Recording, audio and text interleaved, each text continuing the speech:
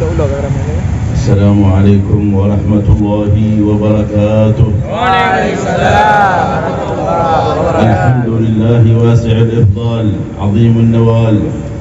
Nahmaduhu azza wa jalla ala khairihil mutawal. Wa nas'aluhu azza wa jalla an yaj'alana minas salihin wa min ibadillahil muqbilin ala ta'atihil mustami'in lima yulqa alaina minal mawa'idhi muntafi'in من المتعلمين العالمين العاملين. Beliau Al-Habib Al-Munsif Ad-Da'i ilallah Al-Habib Muhammad ibn Saleh Al-Attas memulai dengan memuji kepada Allah Subhanahu wa taala dengan pujian tertinggi, dan beliau mendoakan bahwasanya semoga Allah Subhanahu wa taala menjadikan semua kita yang hadir di dalam majlis yang mulia ini sebagai orang-orang yang saleh, dijadikan oleh Allah Subhanahu wa taala sebagai orang-orang yang mau belajar kepada orang-orang alim yang mengamalkan dengan ilmunya. Nahmadullah ta'ala ala ma hadana wa nashhadu annahu Allah maulana la sharika lah wa nashhadu anna sayyidana wa habibana wa qurrata a'yunina wa nura qulubina Muhammad Abdullahi wa rasuluhu wa safiyuhu wa khaliluh. Kita memuji kepada Allah Subhanahu wa taala dan seraya kita bersaksi bahwasanya tiada Tuhan selain Allah Subhanahu wa taala, dan kita naik saksi bahwasanya baginda besar Nabi Muhammad sallallahu alaihi wasallam sebagai hamba-Nya Allah yang dipilih oleh Allah Subhanahu wa taala. Allahumma salli wa sallim wa barik ala sayyidina Muhammad wa ala ali sayyidina Muhammad wa ala ashabi sayyidina Muhammad wa ala atba'i sayyidina Muhammad wa alaina ma'hum wa fihim birahmatika ya wahidu ya ahad. Kemudian beliau bersalawat dan salam kepada baginda besar Nabi Muhammad sallallahu alaihi wasallam, dan tak lupa juga beliau bersalawat dan salam kepada ahli keluarga baginda Nabi Muhammad, para sahabat baginda Nabi Muhammad, para pengikut baginda Nabi Muhammad alaihi salatu wasallam. Amma ba'du, fa inna majalis al-ilm wa majalis al-khair tanzil biha min Allah al-hidayah wa yahsulu biha li kulli baladin تنعقد في هذه المجالس من الله الوقاية من البلايا والآفات. Ketahuilah bahwasanya majelis ilmu adalah majelis yang dimana akan diturunkan hidayah daripada Allah Subhanahu wa taala, dan hasil daripada adanya majelis pada setiap kota, Allah Subhanahu wa taala akan menurunkan pengamanan daripada segala bala bahaya kepada kota yang diadakan majelis tersebut. Wa hal hasala bil muslimin wa nazalahum في بلدانهم وفي أوطانهم وفي مواقعهم من البلايا من المصائب ومن الأمراض الخبيثة كمثل كورونا وغيرها المخيفة إلا بسبب معصية الله، إلا بسبب المعراض عن الله، إلا بسبب التجاهل لأوامر الله ولشرائع الله ولهدي سيدنا محمد بن عبد الله صلى الله عليه وسلم. Di antara sebab yang terbesar, di antara sebab yang teragung turunnya bencana, turunnya corona, turunnya malapetaka, turunnya para bahaya kepada suatu kota adalah disebabkan tidak ada penyebab yang lebih utama, melainkan penyebab tersebut adalah berpalingnya penduduk tersebut daripada Allah, berpalingnya mereka daripada ajarannya Allah, berpalingnya mereka daripada hidayah, daripada jalur baginda besar Nabi Muhammad sallallahu alaihi wasallam. يقول الحق تبارك وتعالى في القرآن: ظهر الفساد في البر والبحر بما كسبت أيدي الناس ليذيقهم بعض الذي عملوا لعلهم يرجعون. الله سبحانه وتعالى يظهر مظاهر الإفساد، مظاهر البلايا، يظهر الآفات المصائب في البلاد بسبب ظهور المعاصي. إذا أظهرها الناس وإذا تمادى الناس في وقوعهم في معصية الله، وما تظهر هذه العقوبات سواء كان ببلايا أو أمراض أو غلا أو آفات بأي نوع من أنواع المصيبة إلا من أجل أن يرجعوا إلى الله لعلهم يرجعون. فإذا رجعوا الناس إلى الله وحصل عندهم التغير في حضور صلواتهم وقيامهم على أمر ربهم وتعلمهم من شرع نبيهم وحضور أمثال هذه المجالس الذي يذكر فيها الله ويشهر فيها الصلاة على سيدنا رسول الله محمد إلا وحول الله من أحوالهم لعلهم يرجعوا. إذا رجعوا بعد ظهور الفساد ظهر الصلاح، برجوعهم ظهر الصلاح، أي إن الصلاح والإصلاح يكون بسبب إصلاح الخلق إذا ما ظهر منهم حضور الخير وجلوسهم في مجالس الخير وتغيرهم من حال إعراض عن الله إلى حال إقبال على مولاهم تعالى في علاه. Disebutkan bahwasanya dalam Al-Quran Allah Subhanahu wa Ta'ala berfirman, tidak diberikan musibah kepada penduduk bumi dan kepada penduduk yang berada di laut kecuali dengan apa yang disebabkan oleh mereka sendiri. Dan tidaklah Allah Ta'ala menunjukkan, memberikan musibah, memberikan bala, memberikan mara bahaya, baik penyakit maupun apapun itu, kecuali disebabkan oleh perbuatan daripada orang-orang yang dimana mereka bermaksiat kepada Allah, mereka berpaling daripada Allah Subhanahu wa Ta'ala, mereka mengingkari apa yang diperintahkan oleh Allah Subhanahu wa Ta'ala. Dan apabila mereka mulai memperbaiki diri mereka, mulai memperbaiki sholatnya mereka, mulai mereka menghadiri majelis ilmu semisal majelis malam hari ini, maka Allah Ta'ala akan mengubah keadaan mereka, karena harapan Allah adalah agar mereka bisa kembali kepada Allah Subhanahu wa Ta'ala, la'allahum yarji'un. Mereka kembali ke jalannya Allah Subhanahu wa Ta'ala. Tatkala mereka kembali ke jalannya Allah, diubah keadaannya daripada berpaling kepada Allah menjadi orang yang dekat kepada Allah, maka saat tersebut Allah Subhanahu wa Ta'ala akan menunjukkan, akan memberikan kebaikan kepada penduduk tersebut, karena mereka telah kembali kepada Allah Subhanahu wa Ta'ala. يقول بعض العارفين بالله لو أن الله عز وجل جعل لي دعوة مستجابة عندها لأنفذتها في والي الأمر، لأن والي الأمر إذا صلح تصلح به أمر الرعية كلها. والي الأمر إذا كان والي الأمر صالحا عرف بصلاحه كيف يستجلب الناس إلى الخير، كيف يدعوهم إلى مجالس الخير، كيف يفتح لهم آفاق الخير، كيف يمنعهم عن الوقوع فيما لا يرضي الله تبارك وتعالى، لأن الناس ولأن الرعية براعيهم، على قدر ما يكون من حرص الراعي على خيرهم يكون الخير فيهم، وعلى قدر ما يكون من إهمال الراعي للرعية فحينها يقعون في التخبطات والجهالات والبطالات والظلمات والضلالات، وحينها تنزل العقوبة من رب الأرض والسماوات أعاذنا الله وإياكم من ذلك. Maka disebutkan bahwasanya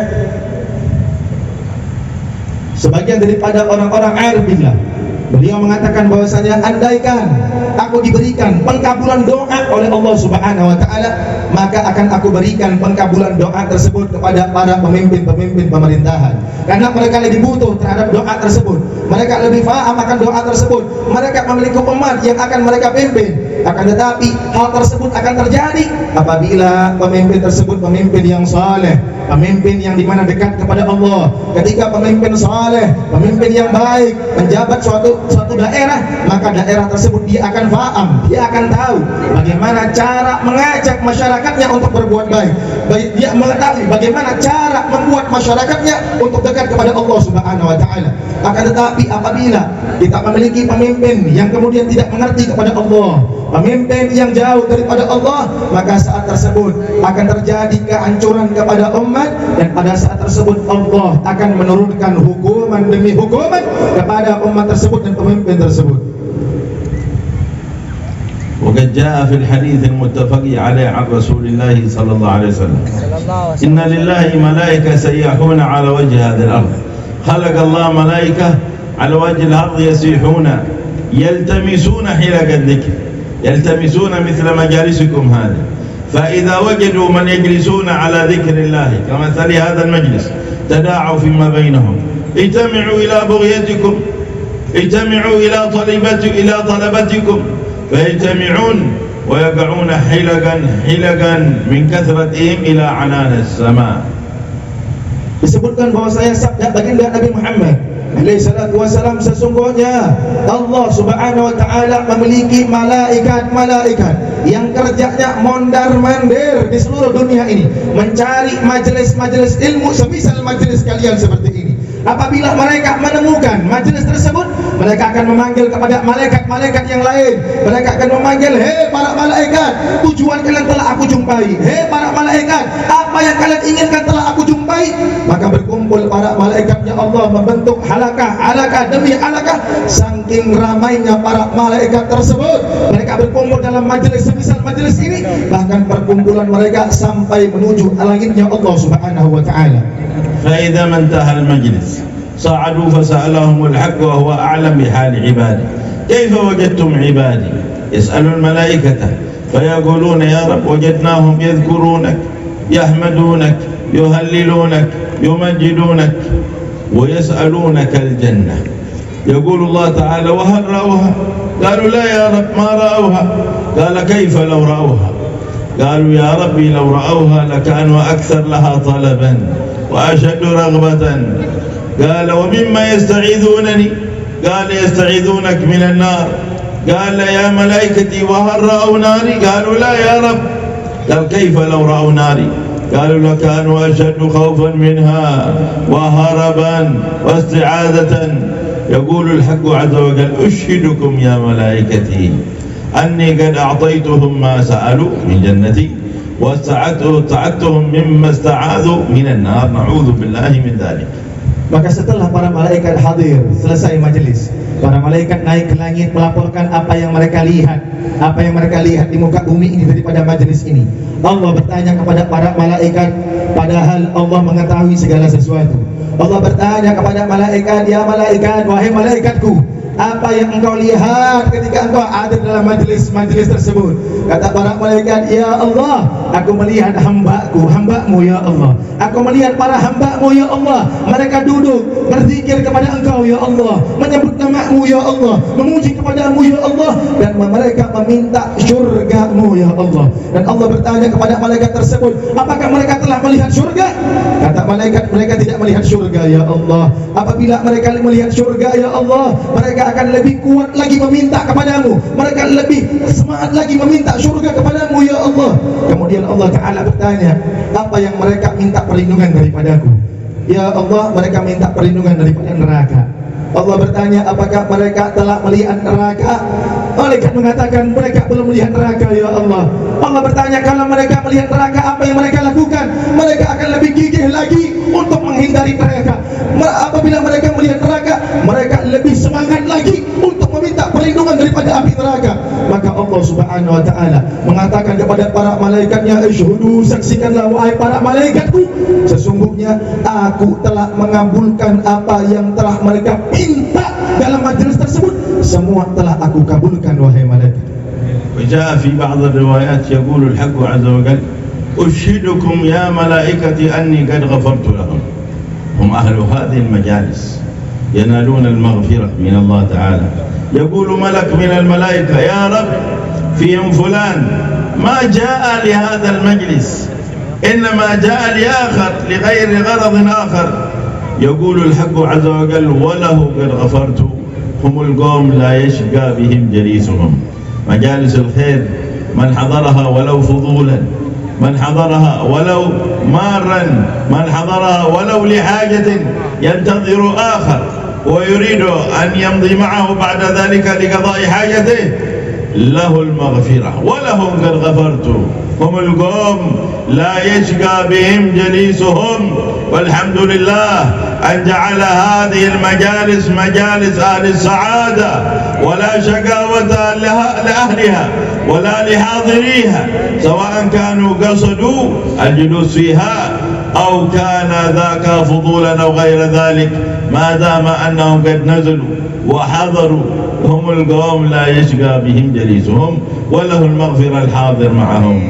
Bahkan dalam sebagian riwayat Allah mengatakan kepada para malaikatnya, saksikanlah wahai para malaikatku, aku telah mengampunkan dosa mereka semua yang ada dalam majelis tersebut.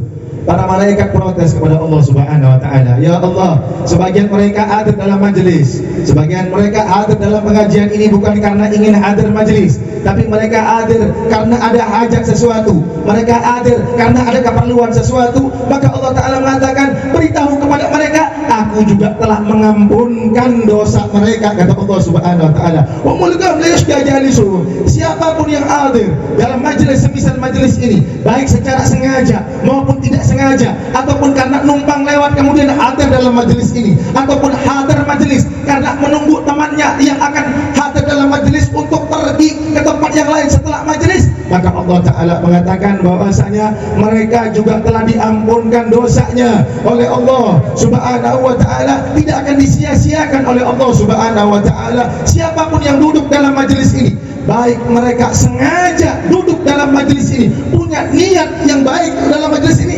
ataupun mereka cuma duduk karena ketidaksengajaan dalam majelis ini, siapapun yang hadir akan diampunkan dosanya oleh Allah Subhanahu wa taala.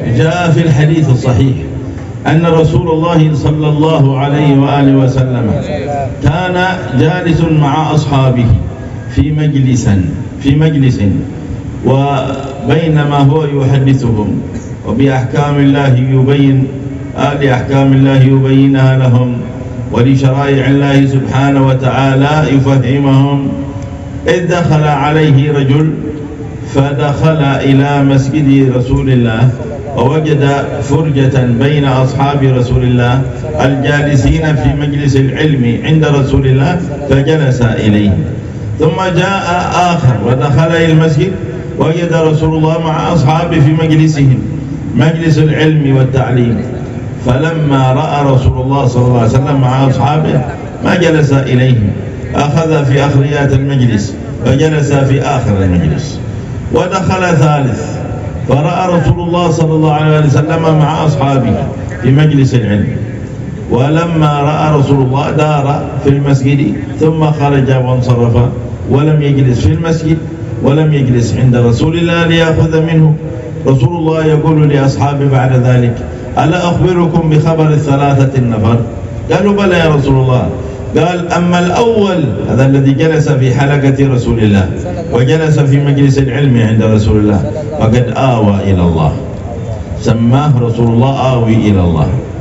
هذا الذي حضر في مجلس العلم هو آوى إلى الله، وهذه مجالس الإيواء إلى الله فآواه الله، اكتنفه الحق سبحانه وتعالى. وأما الآخر ثاني فقد استحى من الله، ما خرج من المسجد فاستحى الله منه أن يعذبه.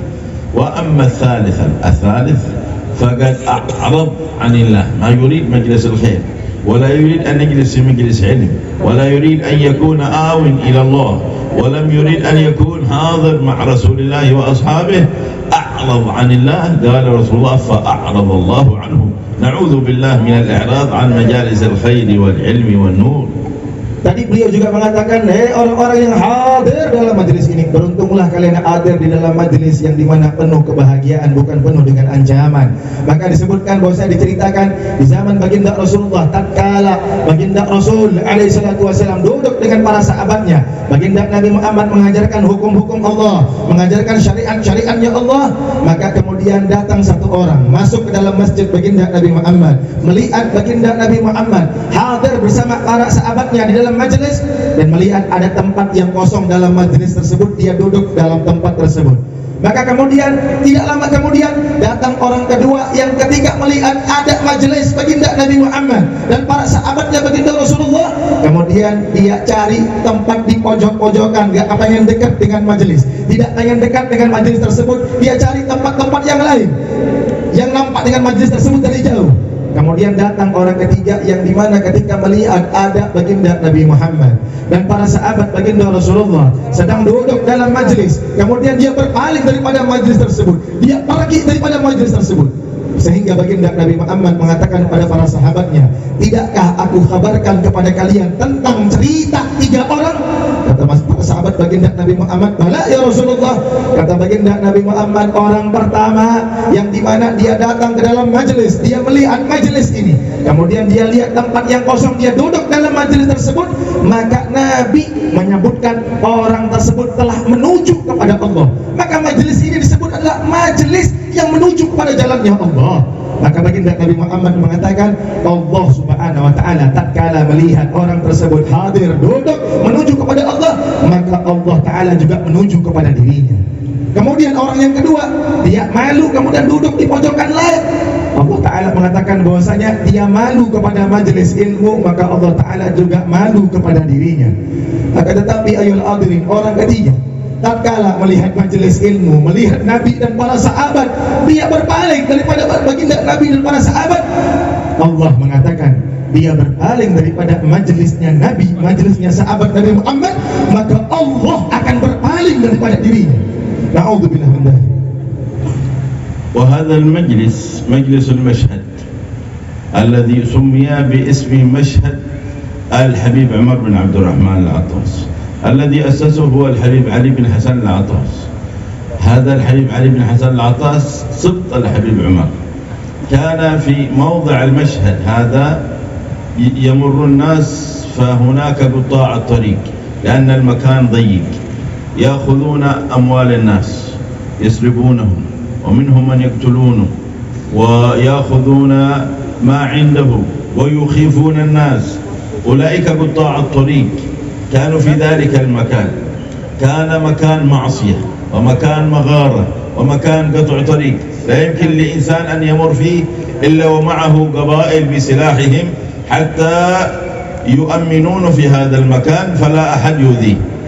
جاء الحبيب علي بن حسن وأمن هذا المكان ونزل فيه، جلس وحده، معه حجري وحجرية من العبيد بجانبه، مؤمن بالله، وأراد أن يؤمن هذه المنطقة من قطاع الطريق ومن المؤذين للمسلمين ومن أهل المعصية، إلى أن يكون هذا المكان المشهد مكان العلم ومكان التعليم ومكان تأمين المارين وسقي العاطشين وتعليم الجاهلين.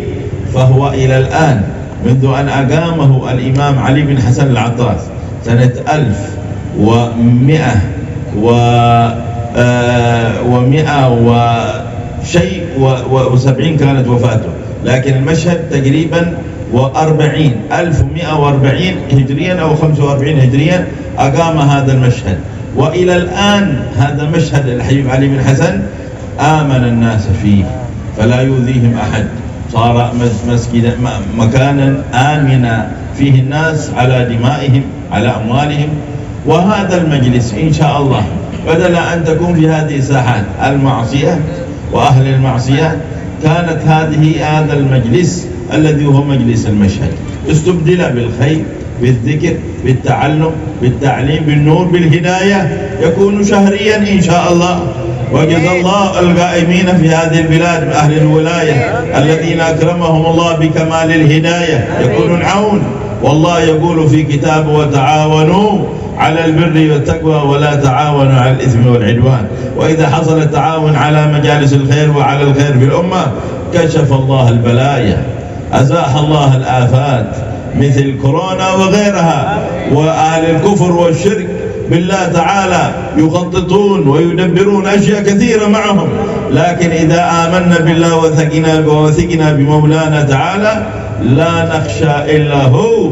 قال الله تعالى إنهم يكيدون كيدا وأكيد كيدا فمهل الكافرين أمهلهم رويدا.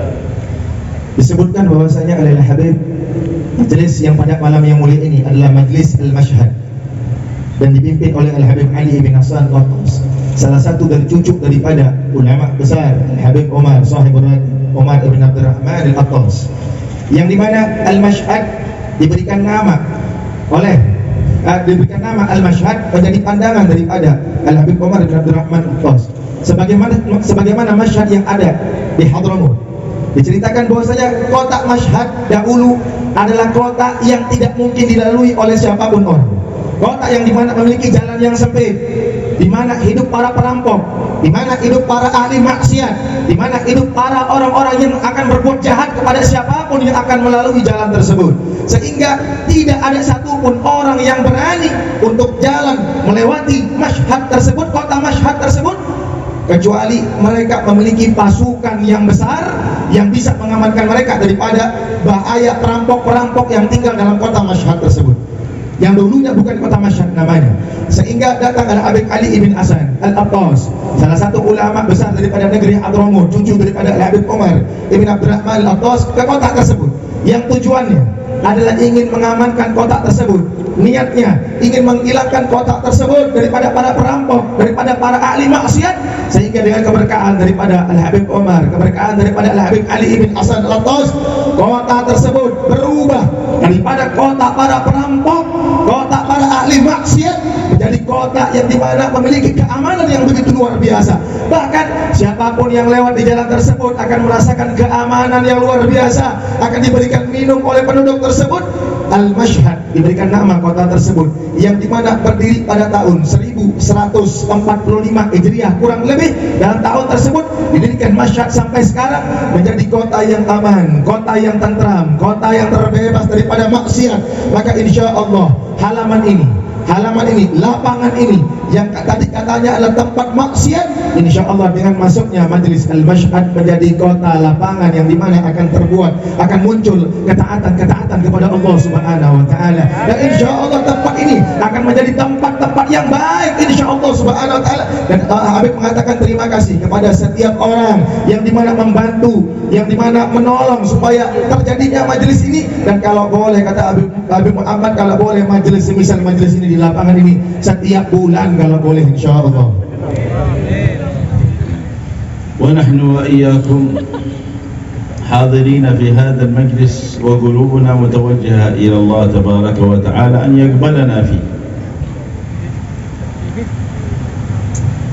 Dan kita semua yang hadir di sini, yang dimana kita fokuskan hati kita, fokuskan tujuan kita untuk menghadap kepada Allah Subhanahu wa Ta'ala.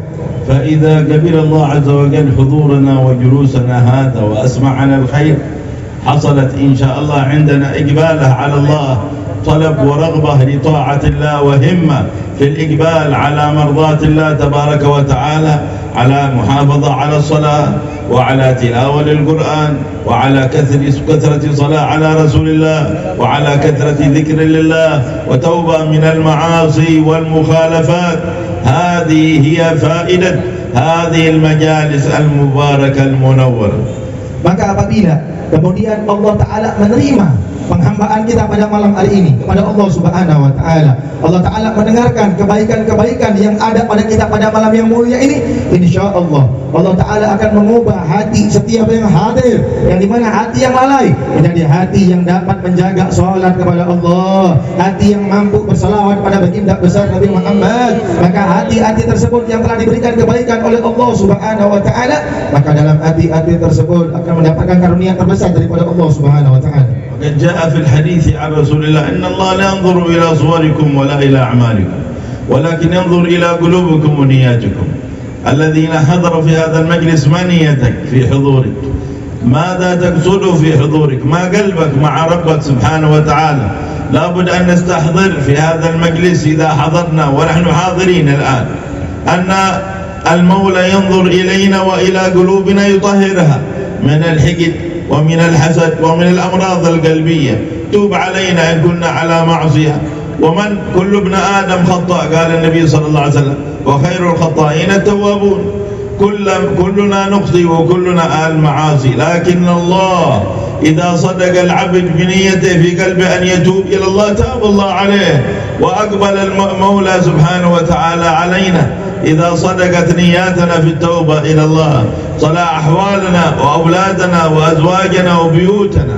إذا صدقنا في وجهتنا إلى الله ودعونا أن يصلحنا، يصلح أولادنا، يصلح أزواجنا، يصلح بيوتنا، يصلح أسرنا، يصلح مساجدنا، يصلح مدارسنا، يصلح أسواقنا، حصلت الرحمة فيما بيننا وجاء الصلاح فينا وفي كل أحوالنا بعد ذلك. Maka disebutkan bahwasanya Allah Subhanahu wa taala berfirman, sesungguhnya Allah tidak melihat kepada pakaian kita, tidak melihat kepada tubuh kita, akan tetapi Allah Subhanahu wa taala melihat kepada hati setiap yang hadir. Maka tanyakan kepada yang hadir, apa niat kita ketika hadir dalam majelis yang mulia ini? Perbaiki niat kita dalam hadir dalam majelis yang mulia ini, yang insyaallah apabila kita meminta kepada Allah Subhanahu wa taala, Allah taala akan bersihkan hati kita daripada penyakit iri, penyakit dengki, penyakit hasad, dan penyakit apapun yang kita minta kepada Allah Subhanahu wa taala akan dikabulkan sesuai dengan niat kita kepada Allah Subhanahu wa taala. Allah taala akan memperbaiki keadaan keluarga kita apabila kita meminta kepada Allah. Kita minta kepada Allah Subhanahu wa taala agar Allah taala perbaiki anak-anak kita, Allah taala perbaiki istri kita, Allah taala perbaiki rumah kita, Allah taala perbaiki keluarga kita. Apabila engkau meminta kepada Allah dengan hatimu dalam majelis ini, maka Allah taala akan memperbaiki anakmu, Allah taala akan memperbaiki istrimu, Allah taala akan memperbaiki rumahmu, Allah taala memperbaiki keadaanmu. Bahkan apabila engkau ingin kembali kepada Allah, engkau bertaubat kepada Allah Subhanahu wa taala, Allah akan menerima taubatmu. Benar, setiap anak Adam adalah tempatnya salah, betul, setiap anak Adam adalah tempatnya kesalahan.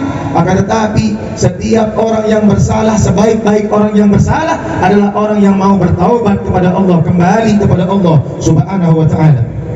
النبي صلى الله عليه وسلم سمى هذه المجالس رياض الجنة، وحث على الحضور فيها والنزول مع أهلها، وقال إذا مررتم برياض الجنة فارتعوا، صلى الله عليه وسلم الذي يحث أمته برحمة قلبه الشفيق عليه على أن يرتعوا في رياض الجنة. لما يا رسول الله؟ لأن هذه الرياض وهذه المجالس تتنزل فيها الرحمة، تتغشاهم السكينة، تحفهم الملائكة، يذكر الله الحاضرين فيها في ملائكته الذين لا يحصون عددا. هؤلاء الحاضرين يذكرهم الله بسبب جلوسهم في رياض الجنة، في مجالس الذكر، في مجالس الخير، في مجالس العلم والتعلم لشرائع الله. Ketahuilah, majelis semisal majelis ini disebut oleh baginda Nabi Muhammad sebagai taman-taman surga. Bahkan Nabi menganjurkan orang untuk hadir dalam taman surga ini. Bahkan Nabi keluar dengan keluarganya untuk hadir dalam majelis semisal majelis ini. Bahkan Nabi bersabda kepada para sahabatnya, apabila kalian melewati taman daripada taman surganya Allah, maka singgahlah pada taman-taman surga tersebut. Ayolah hadirin yang dirahmati oleh Allah Subhanahu wa taala, taman surga yang diperintahkan oleh baginda besar Nabi Muhammad alaihi salatu wasallam, dianjurkan oleh baginda Rasulullah untuk hadir dalam tempat tersebut. Mengapa baginda Nabi Muhammad sampai menyuruh kita untuk hadir dalam tempat semisal tempat ini? Karena di dalam tempat ini diturunkan rahmat oleh Allah Subhanahu wa taala, diturunkan ketenangan oleh Allah Subhanahu wa taala, dikumpulkan dengan para malaikatnya Allah, dan nama-nama kita yang hadir dalam tempat ini akan disebut oleh Allah di hadapan para malaikatnya Allah, yang bahkan kita tidak tahu berapa jumlah para malaikat tersebut. Ayolah hadir. نسأل الله تعالى أن يبارك فينا وفي الحاضرين أجمعين، وأن يبارك في حبيب علي بن حسن وفي والده وفي أهله وفي القائمين من أهل الدولة والسلطة الحاضرين، وفي جميع العلماء والسادة العلويين، جميع الحاضرين رجالا ونساء كبار وصغار، أن ينظر الله إلينا وإليكم وأيدنا بتأييد من عنده يصلح لنا أحوالنا ومقاصدنا وبيوتنا وأولادنا وأزواجنا، وأن يعمرنا ربنا عز وجل بتقواه، وأن يجعلنا ممن يخافه ويراقبه ويرجاه، إنه ولي ذلك والقادر عليه. Semoga Allah Subhanahu wa taala memberikan keberkahan khususnya kepada guru kita Habib Ali bin Hasan dan abahnya beliau Habib Hasan ibn Ali Al-Attas, dan juga kepada seluruh para aparatur pemerintahan yang telah membantu majelis ini, dan juga kepada seluruh para ulama, dan khusus juga kepada seluruh para habaib. Semoga Allah taala memberikan keberkahan kepada semua yang hadir juga pada malam yang mulia ini, dan semoga Allah taala memperbaiki keadaan kita, memperbaiki anak-anak kita, memperbaiki keluarga kita, istri-istri kita, dan memperbaiki seluruh keadaan-keadaan kita, dan semoga Allah taala memakmurkan hati kita dengan ketakwaan kepada Allah Subhanahu wa taala, sehingga membuahkan hasil tidak ada yang kita takuti melainkan Allah Subhanahu wa taala. وفقنا وإياهم لمرضاتك، واجعلنا من الثابتين على أكمل طاعاتك، وزدنا ولا تنقصنا، وخذ بأيدينا لما تحبه منا وترضى، ربنا لا تزغ قلوبنا بعد إذ هديتنا وهب لنا من لدنك رحمة إنك أنت الوهاب. ربنا آتنا في الدنيا حسنة وفي الآخرة حسنة وقنا عذاب النار. ربنا إننا سمعنا مناديا ينادي للإيمان أن آمنوا بربكم فآمنا. ربنا فاغفر لنا ذنوبنا وكفر عنا سيئاتنا وتوفنا مع الأبرار. ربنا تقبل منا إنك أنت السميع العليم وتب علينا إنك أنت التواب الرحيم. فضل سبحان ربك رب العزة عما يصفون وسلام على المرسلين والحمد لله رب العالمين. هذا مني والعفو منكم والسلام عليكم ورحمة الله تعالى وبركاته.